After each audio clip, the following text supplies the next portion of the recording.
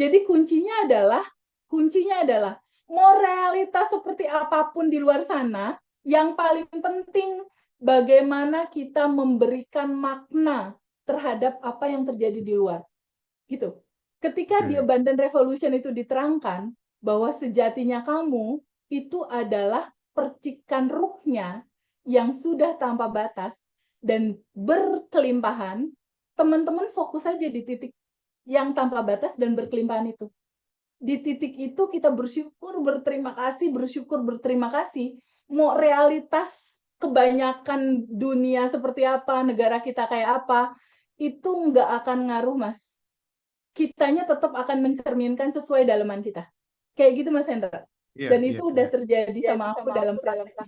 Ya, balik lagi bahwa tidak penting ya realitasnya seperti apa, yang terpenting adalah respon kita terhadap realitas tersebut gitu ya Teh ya.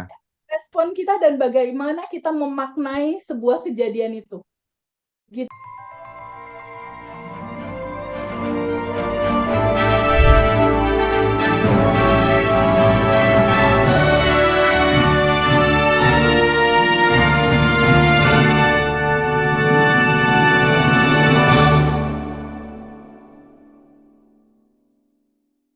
Selamat siang Teh Feby dan teman-teman yang lainnya. Ya, Mudah-mudahan puasanya lancar gitu ya, manifestasinya cepat terjadi semuanya ya teman-teman dimanapun berada gitu. Nah, eh Teh, aku pengen memulai dalam konteks ini, apa tuh namanya? Sekarang ini kan ekonomi lagi gelap gulita gitu ya. Banyak orang yang ketipu Ponzi dan lain sebagainya gitu ya. Nah, ini kalau misalnya dalam case yang seperti ini, masa depan perekonomian nggak jelas gitu ya. Banyak teman-teman yang ngeluh usaha ini, usaha itu gagal gitu. Gimana Teh? Tips dari Teh Feby untuk menghadapi realitas kondisi seperti ini, Teh. ya, Mas Hendra. Makasih. Mas Hendra, substansi inti dari realitas eksternal, ya, apapun kondisi eksternal di luar sana, itu tergantung dari gambaran di dalam, Mas Hendra. Jadi realita kehidupan kita tuh bagaikan pantulan di cermin gitu. Jadi walaupun realitasnya misalnya di globalnya itu lagi susah, lagi seret, lagi segala macem, tapi kalau daleman diri kitanya itu terus bersyukur, berterima kasih, bahagia, bersyukur, berterima kasih, bahagia, sadar nafas syukur, sending love, sending love, sending love, itu realita kehidupannya nggak ngikutin cerita global tadi, Mas. Soalnya itu pernah terjadi, Mas, dalam kehidupan aku. Waktu Iya, iya. corona awal-awal corona, semua income orang-orang itu pada nukik, Mas, terjun semua. Pemasukan turun, semuanya turun. Tapi itu berbeda dengan orang lain. Aku kenyataannya malah 10 kali lipat incomeku berubah tanjakan malah. Jadi di corona waktu itu, dari sepanjang tahun perjalanan aku, justru incomeku naik pada saat corona. Gitu. Karena aku nggak melihat itu sebagai sebuah bencana gitu, sebagai sebuah ketakutan, kebingungan, aku nggak ngelihat kayak gitu di momen corona itu. Aku melihat bahwa keadaan apapun di luar sana itu bentuk cinta dari manifestasinya keberadaan Allah. Jadi ketika gambaran daleman kita isinya penuh syukur, pikiran kita isinya segala sesuatu merupakan cerminan dari cinta tanpa batas, outside-nya akan jadi berbeda dengan kebanyakan orang. Gitu loh, Mas Hendra. Jadi kuncinya adalah mau realitas seperti apapun di luar sana, yang paling penting bagaimana kita memberikan makna terhadap apa yang terjadi di luar. Gitu. Ketika di Abundant Revolution itu diterangkan bahwa sejatinya kamu itu adalah percikan ruhnya yang sudah tanpa batas dan berkelimpahan, teman-teman fokus saja di titik yang tanpa batas dan berkelimpahan itu. Di titik itu kita bersyukur, berterima kasih. Mau realitas kebanyakan dunia seperti apa, negara kita kayak apa, itu nggak akan ngaruh, Mas. Kitanya tetap akan mencerminkan sesuai dalaman kita. Kayak gitu Mas Hendra. Iya, Dan iya, itu udah iya. terjadi Jadi sama aku sama dalam aku dalam praktek. Ya, Ya, balik lagi balik eh, lagi bahwa tidak penting ya realitasnya seperti apa, yang terpenting adalah respon kita terhadap realitas tersebut gitu ya Teh ya. Respon kita dan bagaimana kita memaknai sebuah kejadian itu. Gitu Mas gitu Hendra. Mas Hendra. Oke, Teh, Oke, Teh. ketika kemudian respon kita yang di dalam tuh udah oke, udah baik gitu ya, udah berusaha untuk ngambil sisi positifnya gitu ya, dengan bersyukur dan lain sebagainya gitu. Tapi kan kondisi itu berubahnya itu kan tiap orang kan beda-beda gitu. Ada yang cepat, ada yang lambat gitu. Faktor yang menyebabkan cepat lambatnya itu apa Teh? Hmm. Faktor yang menyebabkan cepat lambatnya sebuah realita itu apa? Bagasi emosi dalam diri kita Mas Hendra. Layer-layer endapan emosi. Semakin kita rajin, jadi satu hal yang paling penting sebenarnya untuk merubah nasib itu adalah sering-sering menerima semua sajian semesta, terima dia apa adanya, lalu izinkan sebuah peristiwa itu nggak kita pegangin, sedihnya kita pegangin, marahnya kita pegangin, izinkan untuk dirasakan penuh sama kita, dan izinkan kita lepas semua itu ke dalam pusaran samudra energi tanpa batas, cinta tanpa batas, lepasin itu. Sesering mungkin kita melepas, sesering mungkin kita sadar bahwa kita bukan emosi itu, kita adalah percikan ruhnya yang tanpa batas, kita adalah ruang kesadaran. Semakin sering kita menyadari bahwa kita adalah energi tanpa batas, kita bukan emosi, kita bukan pikiran, dan kita juga bukan ego. Sesering itu yang kita lakukan, otomatis semua kendala dan masalah itu akan terselesaikan dengan sendirinya. Artinya apa? Kuncinya adalah di menyadari dan menerima sepenuhnya kenyataan kehidupan kita seperti apa, dan sadari bahwa kamu bukan kesulitan itu, kamu bukan emosi itu, kamu adalah ruang kesadaran. Nah, ketika menyadari itu dan yang kita rasakan dan kita refleksikan hanya terima kasih, bersyukur, bahagia, happy, berikutnya ada satu lagi indikatornya nih Mas, untuk mempercepat semua proses dan menuju kebaikan, kelimpahan, dan realisasi manifest, yaitu tabungan semesta kita juga harus cukup gitu. Jadi indikatornya itu sering-sering menerima dan melepas emosi. Yang kedua adalah stay di rasa berlimpah dan rasa bersyukur yang besar. Yang ketiga, tabungan semesta harus cukup. Tiga ini kamu penuhi, saldonya bakal gendut pokoknya Mas. Oke. Nah, Teh, apa tuh namanya? Kalau misalnya kita ngomong nih ya soal rumus sukses orang itu kan memang terkadang kan beda orang kan beda gitu ya. Ada teori yang mengatakan bahwa salah satu rumus sukses adalah value dikali leverage gitu ya. Seberapa kamu jadi orang bisa dipercaya gitu ya. Seberapa kamu punya jaringan yang banyak, seberapa kamu bermanfaat bagi orang lain. Nah, itu kan tidak serta-merta bisa didapatkan hanya dengan mengeluarkan nafas syukur, terus kemudian sending love gitu. Nah, gimana gimana transformasi seseorang yang memang tadinya dia nggak bisa dipercaya sama orang lain, temennya juga dikit gitu ya. Jangankan jangankan di ini apa punya apa dipercaya banyak orang, punya temen temen aja nggak banyak gitu. Nah, ini kan juga pengaruh pengaruh TVB. Nah, bagaimana tuh transformasinya tuh? Yaitu, semua harus dimulai dari perubahan isi data di dalam diri dia, mindset-nya Mas. Karena rumusannya tuh sangat Mas Hendra untuk perubahan apapun. Mau kamu berangkat dari minus, mau kamu temennya cuma satu, mau kamu nggak dipercaya, mau apapun nih ceritanya. Kondisi sejelek-jeleknya kondisi lah. Si kondisi sejelek-jeleknya kondisi artinya sama dengan dalemannya juga jelek berarti. Benar nggak Mas? Iya, Karena iya, iya. rumusannya itu cuma ini ada cermin Mas Hendra, ini ada cermin, ini ada kita. Ya, ini ada kita, ini ada cermin, ini ada kita nih. Ini kita yang warna kuning nih, ini Iya, cermin. iya, iya. Di realita kehidupan itu adalah pantulan dari cermin ini, pantulan, pantulan ya. Kalau di dalam tubuh kita ini ada kemarahan, kebencian, terus merasa diri nggak pantas, anggaplah titik-titik hitam di sini nih, di tubuh kita ini berisi bagasi emosi.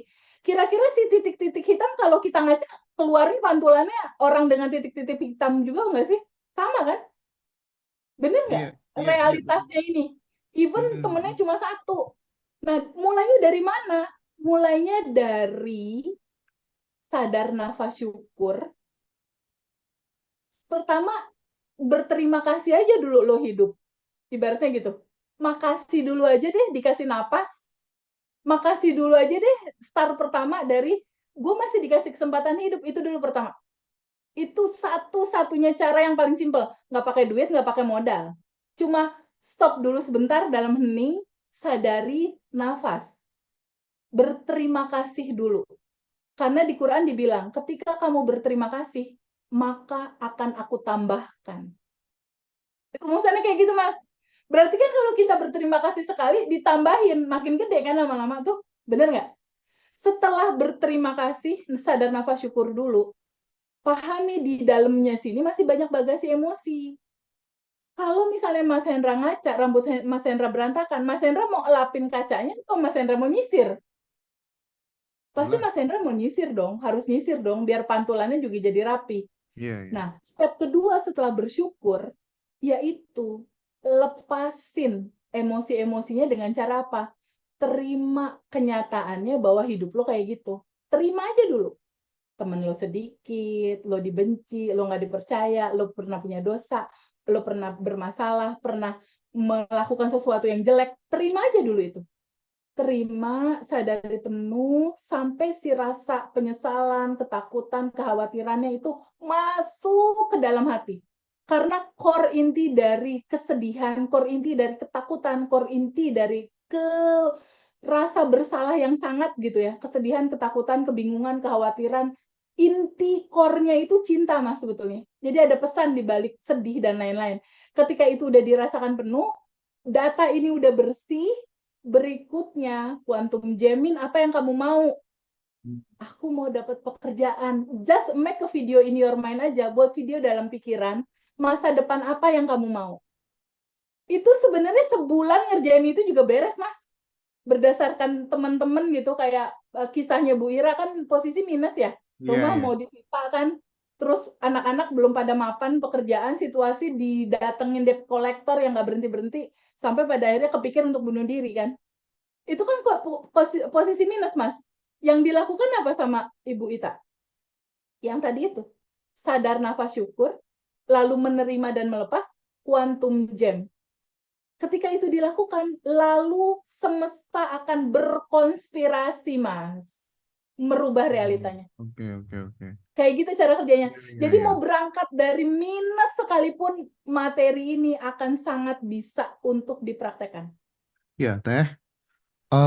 Teman-teman itu kan masih banyak banget ya yang seolah-olah dengan setelah komunikasi sama Teh Feby semua masalahnya selesai gitu. Padahal kan poinnya bukan itu ya. Poinnya adalah bagaimana kemudian teman-teman itu bisa terbimbing dari dalam gitu loh. Karena teman-teman itu sebenarnya udah semuanya udah ada di dalam dirinya gitu. Kan nggak bagus juga kalau membuat seorang Teh Feby itu membuat teman-teman yang lain menjadi tergantung gitu ya.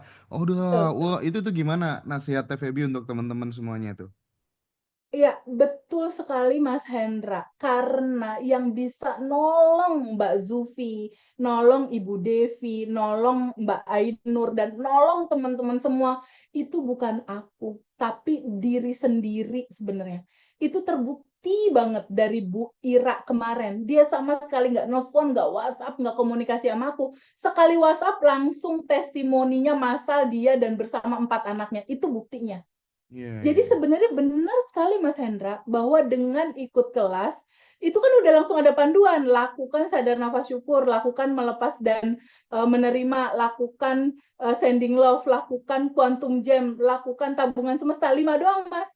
Jalanin aja itu kacamata kuda, abaikan realita deh.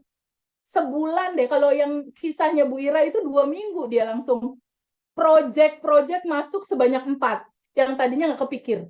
Iya, iya. Lalu anak-anaknya kerja 4 orang itu lalu kerja itu semua dengan menyenangkan gitu.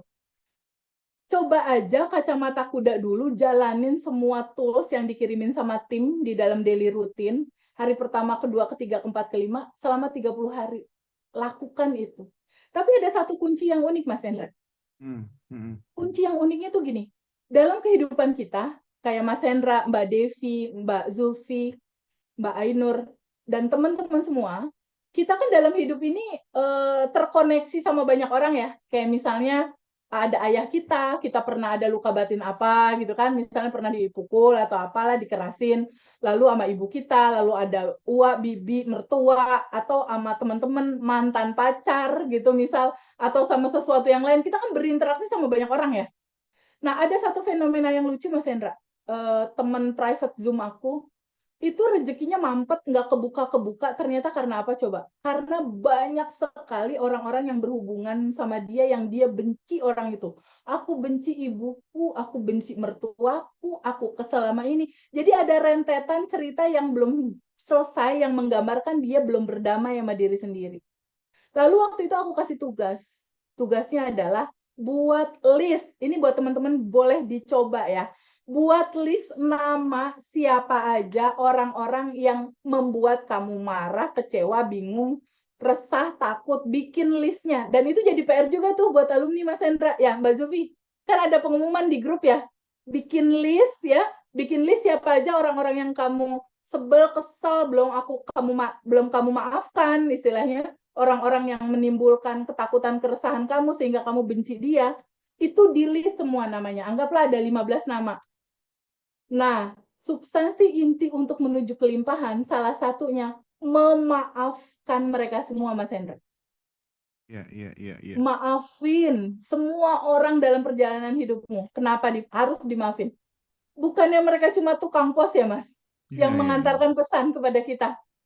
Ketika kita kesal sama dia, bukankah dia adalah layar kehidupan yang dipantulkan dari data di laptop kita? Kalau data di laptop kita senyum, di layar senyum. Hmm, Kalau di laptop kita cemberut, nangis, di layar nangis. Jadi gambar di layar ini datangnya dari mana? dari dalam lah. Dari dalam diri kita sendiri. Jadi sebenarnya kita itu lagi marah sama mereka, atau kita lagi ketemu sama bagasi emosi kita sendiri. Mereka itu hanya tukang pos. Nah, setelah treatment memaafkan orang-orang ini, pertama maafin, lalu kita juga minta maaf. Aku memaafkan semua cerita, kisah kamu berkomunikasi sama aku maafkan, dan aku juga minta maaf. Dan setelah itu tutup dengan sending love. Hmm, Bayangkan di hati kita ada cinta, lalu cinta ini dipancarkan untuk dia. Itu yang terjadi sama Luna, Mas Hendra. iya, iya, iya. Itu yang terjadi sama Luna. Dikala segala sesuatu tampak gelap, nggak ada solusi, resah, sedih, nangis. Itu Luna nangisnya panjang banget itu kalau curhat sebelumnya. Tapi aku kasih tahu itu. Kamu mundur satu langkah. Kamu bukan emosi itu. Kamu bukan pikiran yang resah itu. Mundur satu langkah sebagai yang tanpa batas dan berkelimpahan. Sending love buat mereka. Maafin mereka dan kamu juga minta maaf. Dilakukan sama Luna. Kejadiannya apa coba? Keren loh dia. Iya, iya. Kejadiannya semua dimaafin, mantannya dimaafin, ini itunya juga dimaafin, sending love, dia sending love, sending love, sending love. Kejadiannya adalah dia closing pekerjaan sampai 30 miliar. Wah. Sampai benar-benar tak terbatas itu rezeki Hmm, hmm, gitu. hmm, hmm. Nah, untuk membuka kelimpahan salah satunya itu list orang-orang yang kamu kesel, maafin mereka, minta maaf, lalu sending love.